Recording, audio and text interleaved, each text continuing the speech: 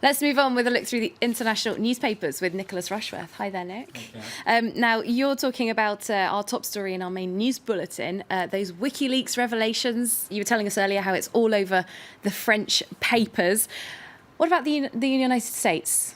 Well, I had to go for almost 2 hours to go through the French papers, American papers, and nothing there at all about this WikiLeaks scandal, which is the top news here in France, except for the front page of the USA Today International edition, which is saying that what we've got here is a major diplomatic spat between Paris and Washington, and it's saying that François Hollande called Obama, and he has said, hasn't he, that this whole reported wiretapping is unacceptable. Just a little sidebar report, though, isn't it? It's quite a contrast with the French newspapers, like you say.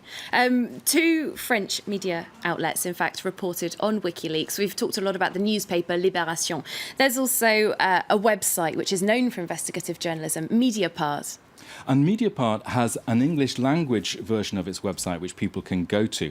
And one of its stories this Thursday is about, well, Paris really would prefer to keep a low profile. Why, it argues? Because, well, the French too cheerfully snoop on their friends. And also because of that story we've been hearing on Wednesday about legislation in Parliament here in France, that effectively the government is handing over wide-ranging snooping powers to the French intelligence services. So that argument is also being taken up by another paper that is French language, but not French. It's the Swiss paper Le Temps, which is actually, I saw that in the website Courrier International.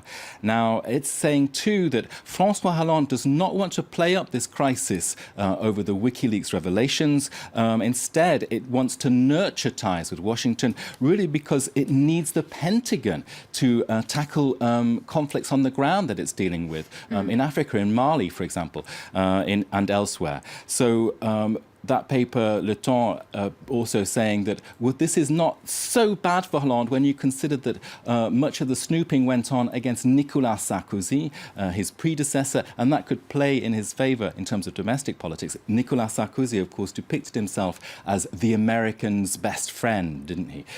So there's some mileage there for Hollande, and it's not all gloomy.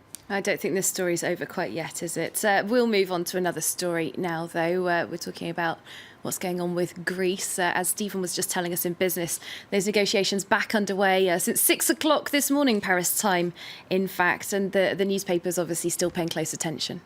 And the Wall Street Journal front page has the story of this whole question of the crunch moment we're feeling with showing a woman actually withdrawing money from a cash point machine in Athens.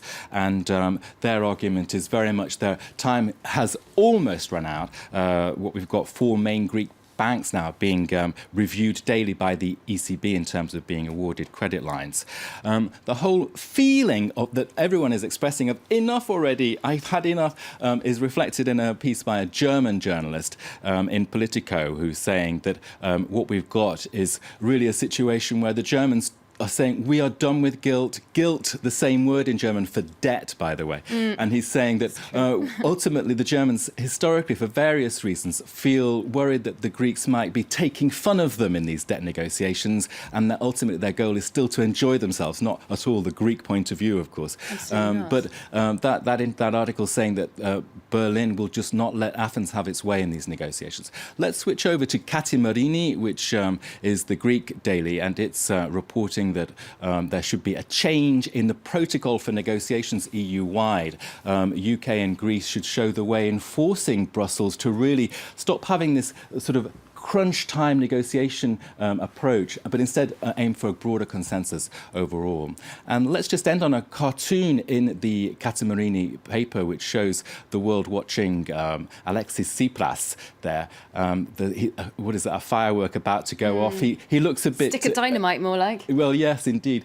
So he's kind of got a certain half grin on his face, hasn't he, Alexis Tsipras, there with that. As those negotiations really get... Well, will they be explosive? What will happen? We'll see. Indeed, lots to watch. Thanks very much, Nick Rushworth, looking through the international press there for us.